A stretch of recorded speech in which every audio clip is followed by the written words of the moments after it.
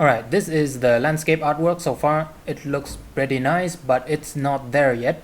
Now we need to set some fog and clouds. So let's collapse all of these and create a new collection. There we go. And let's get rid of the render for now, and also get rid of the scatter so that we have faster performance. Alright, set this name to env for environment, and create a cube at the center of the world like that, and move it up by 1 meter so that the origin of the cube is at the very bottom. Alright, and let's zoom out a little. There we go. Scale it up a lot more. There we go. And go to the viewport display, the display as, and select this as wire. Alright, so make it something like this, and don't forget to apply the scale as well. So this box is now 2 kilometers high. Now go to the camera view, and as you can see, the fog is kind of cut off around here. I don't want that, so I'm gonna select that face and I'm gonna scale it along the x-axis like that, so that the edge of the box is outside the view.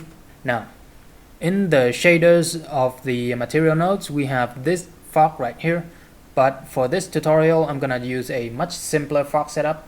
So I'm gonna just simply create a new material, name it fog. Alright, and I'm gonna use a simple volume scatter node, connect this to the volume, and set the color to something like that. Now in reality, the fog is more dense at a lower altitude. The higher you go up, the less dense it will be, and at a certain point there will be no fog at all. So up here we should have like no fog, and from here to here we should have a transition from 0 to 1. To do that, it's very simple. Just create a texture coordinate node and create a separate XYZ node and view the Z channel. So you see we have a nice 0 to 1 transition. Down here it's 0 and up here it's 1. So create a map range node and remap this range a little bit, maybe like that. Okay, and we need to invert this to 1 and 0. So up here we have 0 fog, and down here we have maximum fog. And we can now create a math node and multiply this with the actual density of the fog. So let's say 0.0001, and connect this to the density, and let's see. You see it's a lot better, but I think the fog is a little too high. We should make the fog a little lower. So go to the side view and select the top face of the fog and move it down here. So you see up here there is no fog whatsoever, and the fog will be mostly down here. And let's render again and see how it looks. Alright, that's better. Let's go to the render tab and have a look at the light path setting. So you see right now the fog does not produce any bounce light. We should increase this to at least 1 to have bounce light for the fog, and let's reduce the diffuse bound to just 1 as well. This is gonna render a lot faster. Maybe this glossy to 1 as well. Next we need to set up the cloud. So go back to the solid mode and duplicate this cube, scale it up a little bit like that, and set this to something much further away like that, and move the top part a lot higher. Maybe move this entire cube higher as well. And don't forget to duplicate the material so that we don't accidentally edit the fog material. So duplicate the material as well and rename this cloud. Alright, and get rid of all of these. Alright, for the cloud we're going to be using the cloud shader. Alright, so connect the shader to the volume, and let's have a look at the default cloud. Not much is not showing up. So let's have a look at the altitude of the cloud. It's currently set to 1000. So we need to set the cloud altitude to 1000 as well.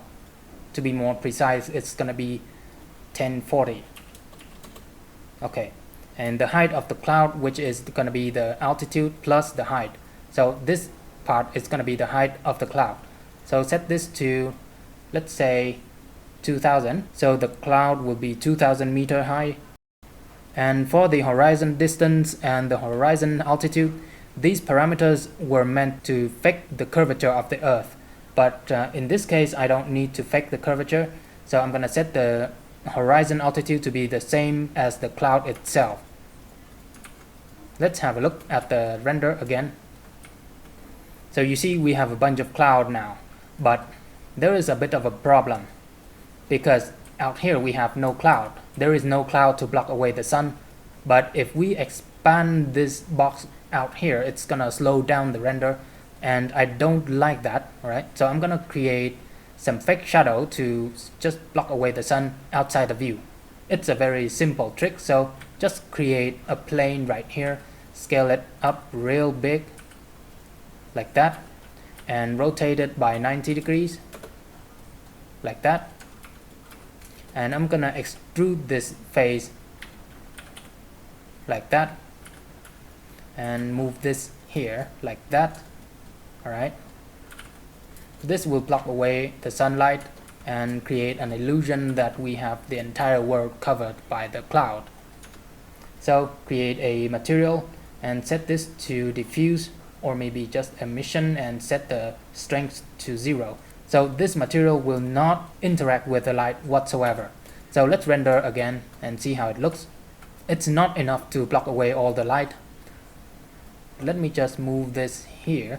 So you see it's blocking away the sun. Maybe more. There we go. Move this up here. You see it's a lot nicer than before, right? And now is a good time to make a test render, but before we do that, let's set the maximum sample to 256. There we go. And let's check everything else. Alright, let's hit F12 to render. Alright, the render is done and it took 6 minutes to render. And this is without any post-processing, just the raw render. And from here on out, there is no new technique to be shown, but I think we still need to tweak things here and there a bit. Maybe tweak the color of the dirt a bit, and tweak the cloud formation a bit, and tweak the lighting a bit. So there is no new technique, just tweaking here and there. So I'm gonna do that off screen and I'm gonna show you the final result. Alright, this is the final result. And with this version, I got rid of the sun disk, increased the ozone to increase the blue of the sky, and I increased the strength of the sky to 1.5. And for the fog, I increased the density to 0.0002. And for the cloud, I set the cloud to be something smaller and move everything up a little bit, and make the cloud height down to 1.6 kilometers. And the final change is a really strong spotlight, a red one. And this spotlight will highlight this center mountain right here. And this is the final result, and this is the before, this is after. So you see this one is a lot better than this one, right? And right now there is no post editing whatsoever. This is just the raw render, okay? But post-processing the render is not part of World Blender, so I will not do that in this tutorial. The tutorial is all about creating landscape using World Blender, so this is what World Blender can do. Okay, that's it. Thank you for watching, and I'll see you next time.